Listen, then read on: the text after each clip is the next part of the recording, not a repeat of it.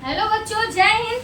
तो आज हम लोग साइंस का सेकंड चैप्टर जो बाकी था हमारा वो हम लोग आगे शुरू करेंगे। क्या बाकी था बाबू? कहाँ से? बड़ी आंख से। वृत्तांत से, यानी कि बड़ी आंख। क्या था? बड़ी आंख। ठीक है। देखो बाबू, जो हमारी बड़ी आंख होती है वो हमारी छोटी आंख से छोटी होती है, लेकिन साइज में कैसी होती है? चौड़ी होती है। क्या बड़ी नहीं होती बाबू? साइज में कैसी होती है? चौड़ी होती है। ठीक है। हमारी छोटी आंख कितने मीटर की थी? 7.5 मीटर की थी। लेकिन हमारी जो छोटी आंख है वो कितने मीटर की है? 1.5 मीटर की है। कितने मीटर की? 1.5 मीटर। ठीक है, याद रखना। बड़ी आंख कितने मीटर की है? 1.5 मीटर की। 1.5 मीटर की, यानी 1.5 मीटर की। ठीक है। अब देखो बाबू, जो हमारी बड़ी आंख है उसके काम को समझते हैं। ये समझ में आ गया? बड़ी आंख छोटी आंख से छोटी होती है।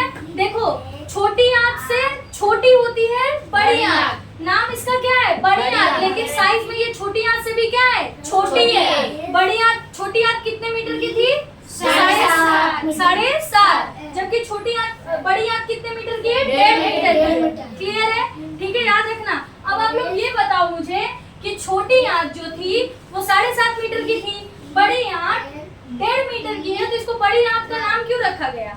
क्योंकि इसकी चौड़ाई क्योंकि इसकी चौड़ाई ज्यादा है। चौड़ाई होने के नाते, आकार बड़ा होने के नाते इसको क्या बुलाया गया? बड़ी आंख। वृत्तांत, यानी कि बड़ी आंख। वृत्तांत तो सही लिखा है ना जी? हाँ सही है। ठीक है। अब देखो बाबू, बड़ी आंख का काम क्या होता है? छोटी आंख क्या काम करती है वो हमने पढ़ लिया था कि हमारे पेट के अंदर छोटी आंख का काम क्या है। बड़ी आंख का काम देखो समझते बाबू। छोटी आंख में क्या हो रहा था? जो भी हमने खाना खाया था उसमें से जितने भी पोषक तत्व थे, छोटी आंख उनको क्या कर रही थी? निकाल के किसको दे रही थी? हमारे रुधिर वाहिकाओं को, यानी हमारी खून की नली को। और खून की नली उसको ले जाके हमारे पूरे शरीर तक पहुंचा देती थी। ठीक है। अब देखो बाबू, अब उस जो भी भोजन था उसमें से पोषक तत्व तो निकाल लिया गया। अब क्या बच गया? जो बचा कुचा अपचित भोजन था वो, उसको कहाँ ट्रांसफर कर दिया गया? बड़ी आंत में भेज दिया गया। कहाँ भेज दिया गया? बड़ी आंत में। अब बड़ी आंत में, अच्छा एक बात बताओ बाबू, कोई फ्री में किसी के लिए कुछ करता है? नहीं करता है। अब बड़ी आंत में जो बचा कुचा खाना आया था, अब बड़ी आंत बोला कि अब मैं क्या करूँ, मेरे लिए कोई काम धाम है? छोटी आंत ने क्या किया? उसमें से पोषक तत्व को निकाल लिया। एक बात बताओ, अब बड़ी आंत में जो बचा कुचा भोजन है अब वो कहाँ जाएगा? धीरे धीरे हमारे मल द्वार तक। कहाँ जाएगा? मल द्वार तक। लेकिन बड़ी आंत ने कहा कि इस मल को ढोने का काम मैं क्यों करूं, मुझे कुछ मिलेगा। तो हाँ, जो बचा कुचा भोजन जो छोटी आंत से बड़ी आंत के अंदर आता है उसमें जल और क्या बचे हुए रहते हैं? कुछ खनिज बचे हुए रहते हैं। आप लोगों ने देखा है कि जो कचरे की गाड़ी वाली जो आते हैं, जब वो कचरा बटोरते हैं तो उसमें से प्लास्टिक का बोतल, दफ्ती, जो अच्छा अच्छा सामान रहता है वो क्या कर लेते हैं? छांट लेते हैं, और बाकी जो गंदा कचरा रहता है उसको गाड़ी के अंदर छोड़ देते हैं। ठीक है। बड़ी आंत ने सेम ऐसा ही दिमाग लगाया। बड़ी आंत ने कहा कचरा तो आ गया बड़ी आंत में, अब यहाँ से सीधा कहाँ जाएगा? मल द्वार में जाएगा। लेकिन इनमें से जो भी बची कुछ अच्छी चीज उसको मैं क्या कर लेता हूँ? निकाल लेता हूँ। अब एकदम वो मैं निकला, वो गड्ढ लेके कचरे को क्या करता है? अपने ऊपर लादता है। कौन? बड़ी आंत। और लेकिन उसमें से लेगा क्या? पानी और खनिज। उसमें से क्या निकाल लिया? पानी और खनिज। अब पानी और खनिज निकाल के बड़ी आंत भी क्या हो गया? खुश हो गया। अब मस्त कचरे को लादा, मैं निकला और गड्ढ लेके ले जाके कहाँ पे पहुंचा दिया? मल द्वार पे। अब मल द्वार के द्वारा फिर वो आपके शरीर से बाहर निकल जाता है। तो बड़ी आंत का ये काम था। आ गया समझ में? ठीक है, एकदम अच्छे से। बड़ी आंत जो बचा कुचा हुआ भोजन रहता है उसमें से क्या निकालती है? पानी और खनिज। क्या निकालती है? पानी और खनिज। और जो बचा कुचा वेस्ट मटेरियल रहता है फिर मल द्वार के द्वारा वो बाहर निकल जाता है। ठीक है। तो देखा, इसीलिए आज के जमाने में कोई फ्री में काम करने वाला नहीं है, उसको भी कुछ ना कुछ अपना फायदा चाहिए होता है। बड़ी आंत ने देखा कैसे दिमाग लगाया, बोला कुछ तो मुझे भी चाहिए होगा, तब तो मैं ढोकर लेके जाऊंगा मल द्वार तक, इसको पहुंचाऊंगा। मस्त उसमें से खनिज, पानी सब निकाल के बढ़िया ले लेता है और फिर वही दे देता हमारी रुधिर वाहिकाओं को। फिर हमारे शरीर में पानी और जो खनिज वनिज रहता है वो पहुंचता है। ठीक है। तो इस तरीके से बड़ी आंत का काम जो है यहीं पर बाबू खत्म होता है। क्वेश्चन पूछा जाएगा, बड़ी आंत की साइज क्या है? 1.5 मीटर। बड़ी आंत आकार में बड़ी है या छोटी आंत? छोटी आंख। आकार में बड़ी आंख। आकार में बड़ी आंत। और लंबाई के हिसाब से छोटी आंत। लंबाई के हिसाब से छोटी आंत। बड़ी आंत बचे हुए भोजन में से क्या निकालती है? जल खनिज। बचा हुआ अपचित भोजन होता है, उसमें से क्या निकालती है? जल खनिज। जल एवं खनिज। याद रहेगा ना बाबू? जल एवं खनिज। जबकि छोटी आंत ने क्या निकाला था? छोटी आंत ने पोषक तत्व निकाला। छोटी आंत ने पोषक तत्व निकाला था। क्लियर रहेगा? चलो, छोटी बड़ी आंत आपका यहीं पर होता है बाबू, खत्म। अब हम लोग अगला पढ़ेंगे बाबू, घास खाने वाले जंतुओं में पाचन। देखो बाबू, अभी हम लोगों ने समझा वो इंसानों में होने वाले पाचन को समझा कि मनुष्य के अंदर भोजन का पाचन कैसे होता है। ठीक है, अब हम लोग समझेंगे कि जो गाय, भैंस, बकरियां जो होती हैं, जब ये भोजन करती हैं तो इनके शरीर में पाचन कैसे होता है। ठीक है, अब देखो बाबू, आप लोगों ने ऑब्जर्व किया होगा हमारे यहाँ की जो गाय भैंसी होती हैं, गाय भैंस होती हैं, जब इनको मैदानों में छोड़ दिया जाता है तो क्या करती है? जल्दी जल्दी घास वास को फटाफट चर लेती है। चरने के बाद देखो बाबू, अपनी अब बुक में सब लोग जो पिक्चर बना हुआ है ना उसको ऑब्जर्व करो। जो इधर देखो बाबू, अब इधर देखो, देख लिया सब लोगों ने एक बार? ठीक है, देख लो एक बार, मैं पढ़ देती हूँ फिर आगे समझाती हूँ। ग्रसिका दिखी सबको? रुमेन दिखा? क्षुदांत दिखा? अमाशय दिखा? अंधनाल दिखा? वृदांत दिखा? देख लिया आप लोगों ने, पिक्चर ऑब्जर्व कर लिया? अब इधर देखो बाबू, अब समझने की बात करते हैं। देखो बाबू, ये जो गाय भैंस जैसे जो जीव, बड़े प्राणी जो होते हैं, ये क्या करते हैं? जब भी इनको घास के मैदानों में जब छोड़ दिया जाता है या इनके तबेले में घास फूस डाला जाता है तो जल्दी जल्दी क्या करते हैं? खा लेते हैं। खाने के बाद इनका जो भोजन होता है, इनकी बहुत बड़ी अमाशय होती है। ठीक है, हमारा अमाशय कहाँ था? यहाँ पर था, इतना सा ही था, छोटा सा, लेकिन इनका अमाशय बहुत बड़ा होता है। इनके अमाशयों को कितने भागों में बांटा गया है? 4 भागों में। तो जो सबसे पहला भाग है, जो सबसे आगे की तरफ है, देखो बाबू, जहाँ पर लिखा हुआ है रुमेन, क्या लिखा हुआ है? रुमेन। मिला सबको? ये अमाशय का प्रथम भाग होता है। क्या होता है? अमाशय का प्रथम भाग। क्लियर है? अमाशय को कितने भाग में बांटा गया? 4। जो सबसे आगे का, जो सबसे पहला भाग है, जिसको क्या कहा जाता है? रुमेन कहा जाता है। तो जब गाय और भैंस जाके घास के मैदान में फटाफट जब घास वास को चरती हैं, चरने के बाद अपना सारा भोजन कहाँ पर जमा कर देती हैं? अपने अमाशय के रुमेन भाग में। कहाँ पर? अमाशय के रुमेन भाग में। ऐसे समझो बाबू, अमाशय उनका बड़ा सा हिस्सा हो गया, आगे वाला हिस्सा क्या है? रुमेन। फटाफट चर चर के क्या करती है? अपने अमाशय में उसको अमाशय के रुमेन वाले भाग में इकट्ठा कर लेती है। किसी को कोई डाउट नहीं? क्लियर हो रहा है बाबू? ठीक है, अब देखो बाबू, इनका जो रुमेन है, ठीक है, यहाँ पर कुछ बैक्टीरिया पाए जाते हैं, यानी कि कुछ जीवाणु पाए जाते हैं जो इनके खाने को पचाने में क्या करते हैं? इनकी मदद करते हैं। ठीक है, इसी वजह से गाय भैंस जल्दी जल्दी खा के खाना कहाँ पहुँचा देती है? रुमेन में। अब यहाँ पर समझना बाबू, जो घास फूस होता है उसमें एक तत्व पाया जाता है जिसको कहा जाता है सेल्यूलोज। क्या कहा जाता है? सेल्यूलोज। ठीक है, ये सेल्यूलोज एक तरीके का क्या है बाबू? कार्बोहाइड्रेट है। क्या है? एक तरीके का कार्बोहाइड्रेट। ठीक है, अब देखो बाबू, ये सेल्यूलोज इतना जटिल होता है कि इसको पचाना बहुत ज्यादा मुश्किल होता है। तो घास फूस के अंदर क्या पाया जाता है? सबसे ज्यादा मात्रा में क्या पाया जाता है? सेल्यूलोज पाया जाता है, और इसको पचाना आसान बात नहीं है। तो गाय भैंस ने खाया, खाने के बाद कहाँ पर रख दिया? रुमेन में। अब रुमेन में एक तरीके का बैक्टीरिया यानी कि जीवाणु पाया जाता है जो सेल्यूलोज को पचाने का काम करता है। किसको पचाने का काम करता है? सेल्यूलोज को। जो घास फूस के अंदर पाया जाने वाला तत्व होता है जिसको हम क्या कहते हैं? सेल्यूलोज। सेल्यूलोज को कौन पचाता है? जीवाणु। कौन पचाता है? जीवाणु। ये जीवाणु कहाँ पाए जाते हैं? रुमेन के अंदर। कहाँ पाए जाते हैं? रुमेन के अंदर। अब एक बार इधर ध्यान से समझो बाबू, जो गाय भैंस होती है उनका बड़ा सा अमाशय होता है, जो पहला भाग होता है वो रुमेन कहलाता है। उस रुमेन के अंदर कुछ बैक्टीरिया यानी कि कुछ जीवाणु मौजूद होते हैं जो सेल्यूलोज का पाचन करते हैं। सेल्यूलोज क्या है? सेल्यूलोज एक तरीके का कार्बोहाइड्रेट है जो घास फूस में पाया जाता है। सेल्यूलोज किस में पाया जाता है? घास फूस में। ठीक है, तो अब गाय ने जब खाना खाया, खाने के बाद घास को रुमेन में रख दिया। अब रुमेन में रखने के बाद जीवाणु क्या करेंगे? सेल्यूलोज का पाचन करेंगे। तो कुछ हिस्सा वहाँ पर बच गया। सेल्यूलोज क्या है? जो जटिल पदार्थ था, धीरे धीरे वो क्या हो गया? विखंडित हो गया, छोटे छोटे टुकड़ों में बट गया। अब जब गाय घर पे आएगी, अपने गौशाला में बैठेगी, तो फिर से क्या करेगी, उसी जो रुमेन में उसका घास इकट्ठा था उसको फिर मुंह में लेके आएगी। सोचो, उगलेगी फिर से और फिर कर करके सफेद सफेद सफेद गाज गिराना चालू करेंगे।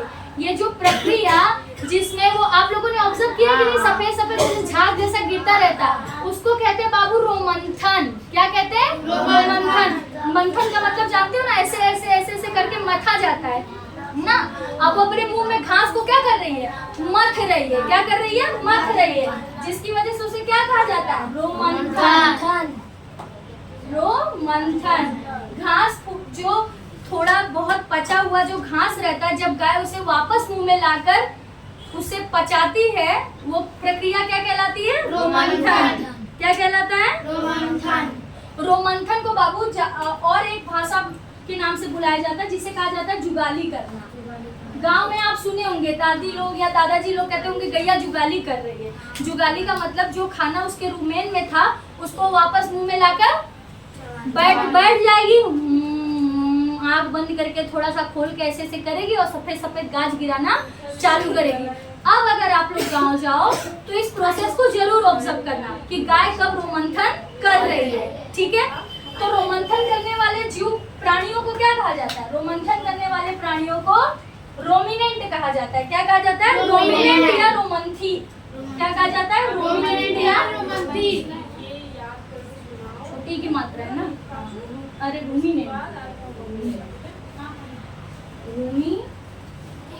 नेंट है या नेंट है बाबू? रोमिनेंट। नेंट है। रोमिनेंट या रोमंथी। क्या आसान लग रहा है बोलना बाबू?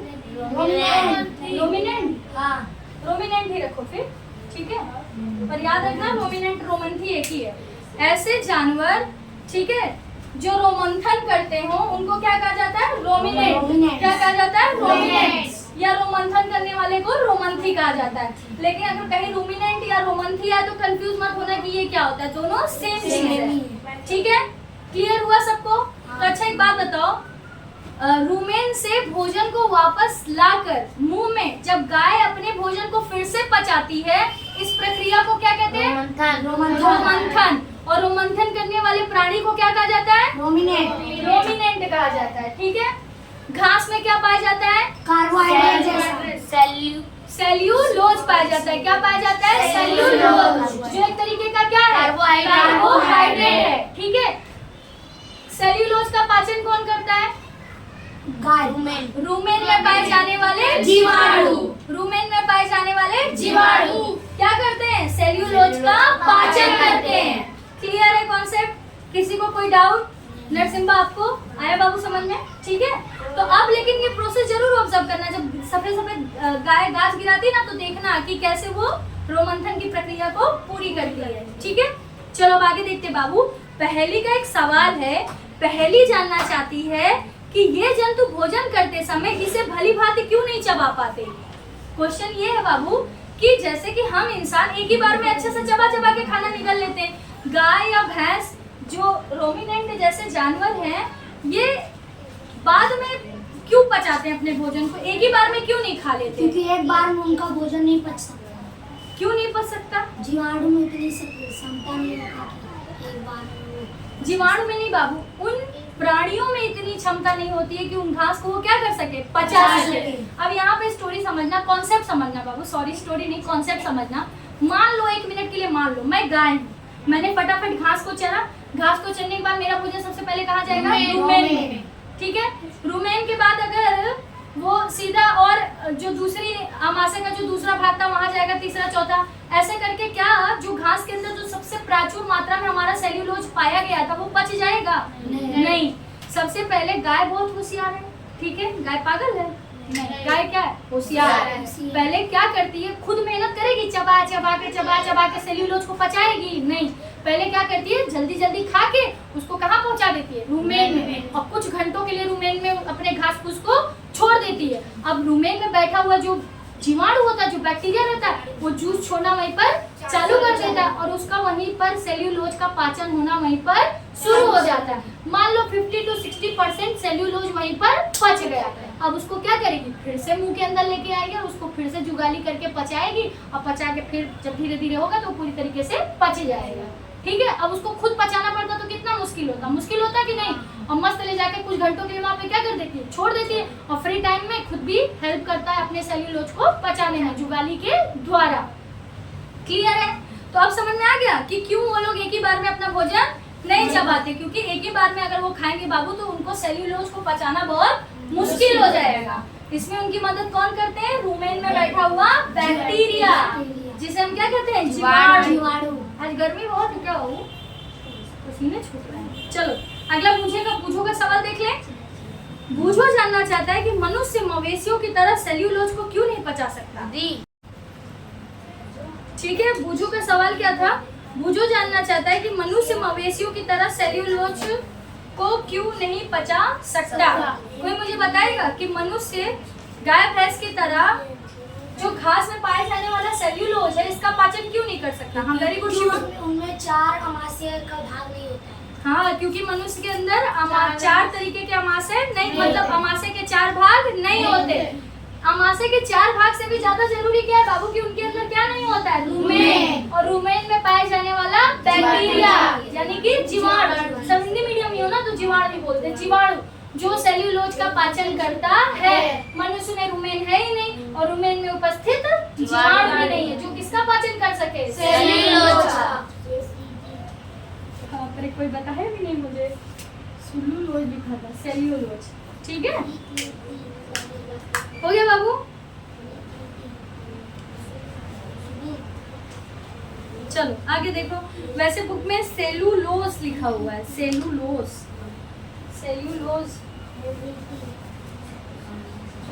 लिख दो क्या, सेलुलोज। हाँ चलो समझ में तो आ रहा है ना सेलुलोज। चलो आगे, हाँ इस क्वेश्चन का आंसर मिल गया सबको। ठीक है, क्योंकि मनुष्य के पास अमाशय में रूमेन नहीं होता है, ना ही उनमें पाए जाने वाले जीवाणु होते हैं जो सेल्यूलोज को पचा सके।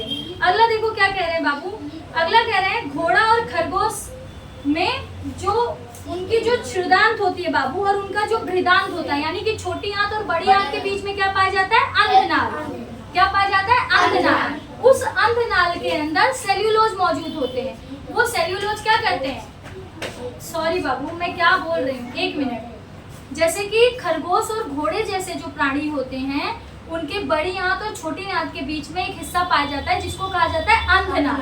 ठीक है, अंधनाल में वही बैक्टीरिया पाए जाते हैं जो सेल्यूलोज का क्या करते हैं, पाचन करते हैं। ठीक है, इस तरीके से। और मनुष्य के आहार नाल में ना अंधनाल है ना रूमेन है जिसके द्वारा सेल्यूलोज का पाचन हो सके।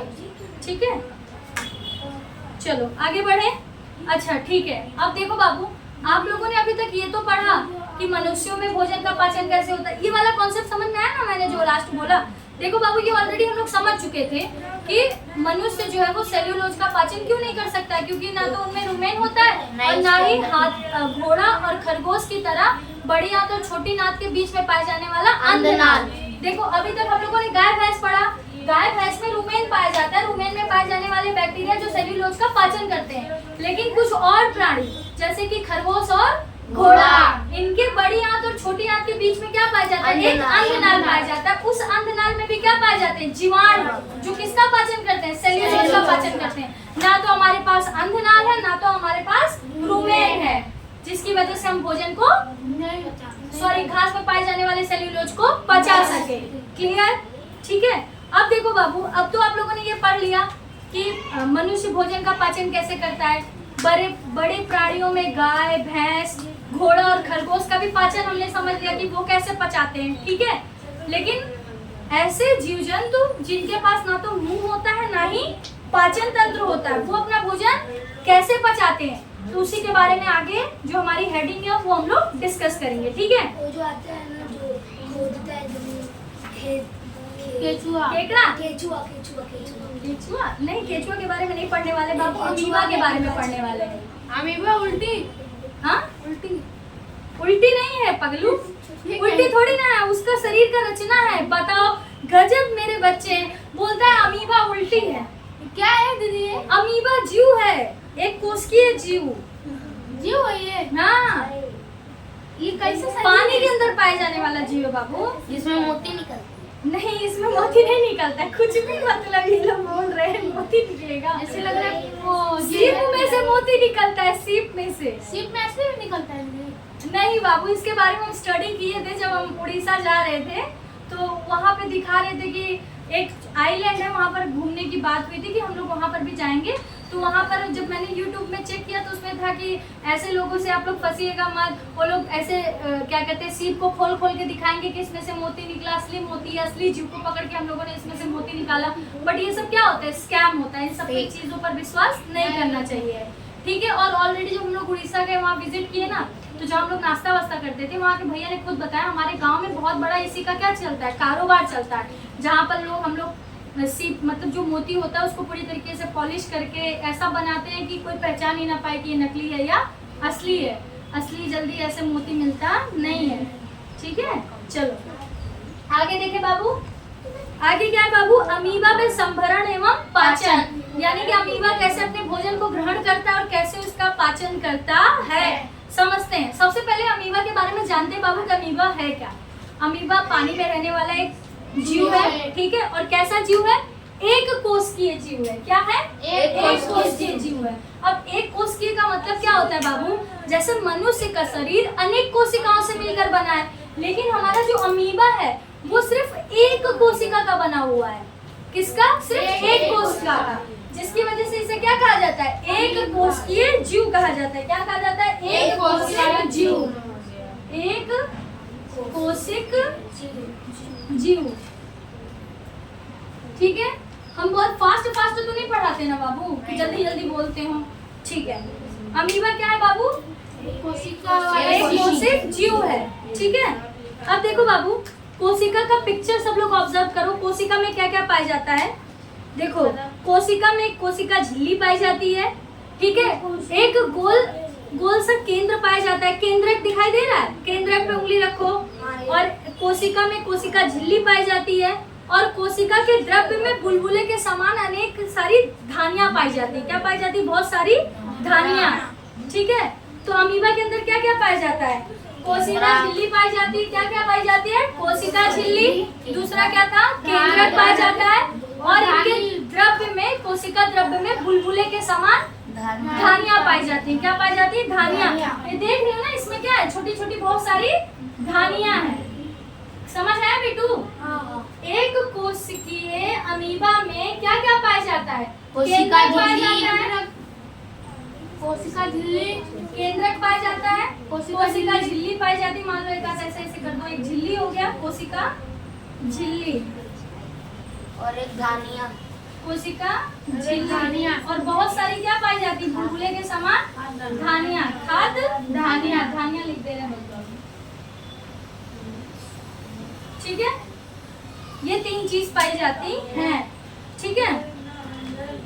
अब अगला देखो बाबू, जो अमीबा होता है ना बाबू, ये निरंतर अपने शरीर की संरचना को बदलता रहता है। जैसे कहीं कहीं बार आपको अमीबा ऐसा दिखाई देगा।